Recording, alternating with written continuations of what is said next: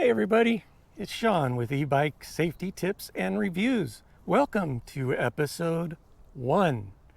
That's right, I got out here, shook it off, said get out, just do it, just do it. I was so nervous to get out here, get on the camera, get out my first video. It's pretty nerve-wracking because I feel like everybody's judging me. You know what I mean? But here I am. We're going to do this first video. In episode 1, I want to introduce you guys to myself. I'm Shawn. I'm a retired deputy sheriff. I started out my life in the late 80s, early 90s as a firefighter. Then in the mid 90s, I moved on over to the sheriff's department. And my time there, I got to do a lot of things, man. I was bicycle patrol. I was a dual purpose motorcycle patrol. I did regular motor officer. I was a patrol officer, training officer. There's a lot of things that I did. But most of all, and most relevant to this channel, is the training I got on both mountain biking, the dual sport motorcycles, and the road bike training. Law enforcement training is really extensive, and it's a lot of hard work. But I'm hoping to take those experiences and bring those with me to this channel and out to you guys. So in 2008, I had to retire after a 2005 motorcycle crash on duty, in that a car had turned left in front of me and hit me head on my police motorcycle. I ended up with a traumatic brain injury. I now have epilepsy, which is controlled by medication. I broke my jaw, cut my face as I went into the windscreen on the bike, and split the nerves, and I'm paralyzed in the lower part of my mouth. So if it looks like I got a wad of chew in my mouth all the time, or I talk funny, that's why. Look past it. But now you can't look away, right? I know. I grew this to cover up the scar. So after that accident, I stayed with the department until 2008, when we finally decided that I just was not going to heal enough to get back on duty. So I retired in 2008, and that's pretty much, I was stuck. You go from a lifetime of high adrenaline, moving and doing things and being outside, helping people. It's that rush that I lived on all my life. And now I'm stuck. I've got injuries, I'm in pain, and I was afraid to get outside. Over the last 10 years, I had kept myself away and kind of, I don't know, became a hermit. Stayed in my room, played a lot of Xbox, watched a lot of movies, but I didn't want to go outside. I was just afraid of being judged. Some of the brain injury part, and you'll notice maybe in my videos, you'll see it pop up every once in a while. I get tremors. I get blank times where I lose my train of thought. My epilepsy is controlled through medication, and that's fine. But 3 years ago, the biggest thing that I got was my service dog, Shadow. And Shadow's with me here today, and I don't know if you guys can see her laying down behind me. She's watching me do this and probably laughing to herself. I got Shadow 3 years ago. And doing that forced me out of the house. She's got to get out. She's got to get exercise. She has continuous training that I do. We go to stores. We go to crowded places, which I hated after my injury. I was afraid to go anywhere. Crowds would just stress me out. I ended up with PTSD after this crash. So everything, my brain, just everything worked differently. What's this got to do with the e-biking? Well, getting out of the house, it wasn't enough. I mean, I can go on walks, but they're super painful.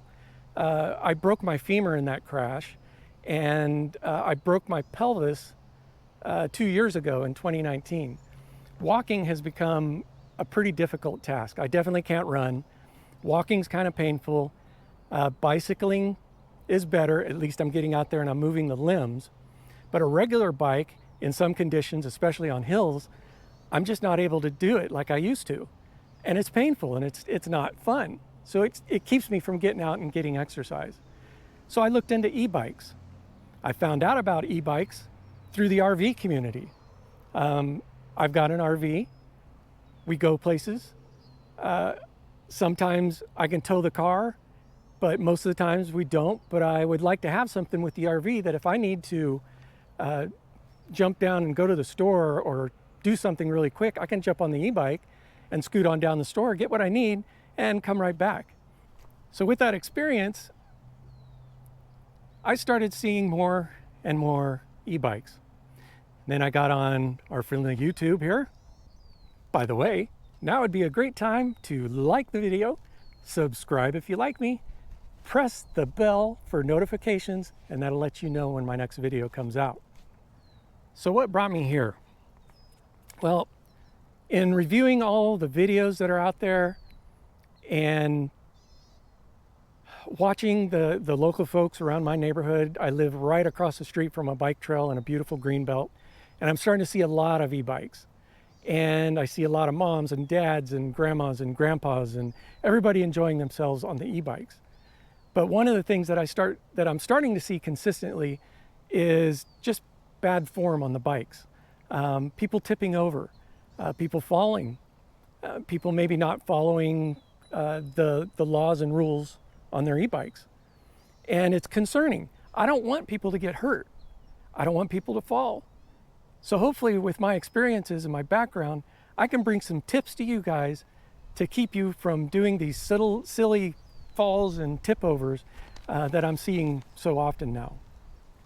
Also in future episodes, we can talk about laws, but remember, the laws are different from state to state, from county to county, from city to city. It totally is different depending on almost exactly where you live.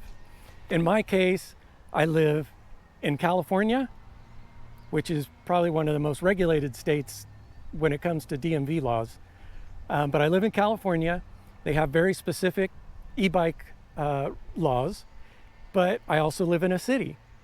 And the city has regulations regarding bicycling and where you can, where you can't. We get into the level 1, level 2, level 3 e-bikes, and that's all stuff for future episodes, and we'll talk about that. But in seeing this, I just got concerned. I don't want people getting hurt. I hate it when I see somebody fall. If I'm out there, I'm the one that goes running up and, seeing if I can do anything, which brings up another thing. What kind of gear are you guys carrying with you? What kind of protection do you wear? These are all things that we're going to talk about again in the future. I'll talk about the gear that I wear, but as we move on, I look forward to hearing your comments. What kind of gear do you guys like? We'll talk about some of that later on. Do you guys carry first aid kits with you? It's a question. I do, because I know at any given time I can fall, or more than me falling, I'll come on somebody else who has had an incident. It could be a kid that fell off their bike. It could be adults. It could be non-e-bike related. It could be somebody that just had a fall. I've happened upon car crashes, and it's just in my nature to help. So I keep just a very basic first aid kit that's just small enough to keep in my bike bag. I keep that with me because you just never know. At least have yourself some gloves to protect yourself, and nowadays a mask maybe, but at least have a little something to protect yourself from direct fluid contact, and maybe from you breathing on somebody else, or to protect you from somebody's breath or fluid spray. We'll say it like that. I'll be kind. So just to conclude the video, I look forward to sharing all this information with you guys. I look forward to your comments, and hopefully I can answer your questions and concerns in the future and in future videos. I'm Shawn. Thanks for joining me on e-bike safety tips and reviews. Have a great day.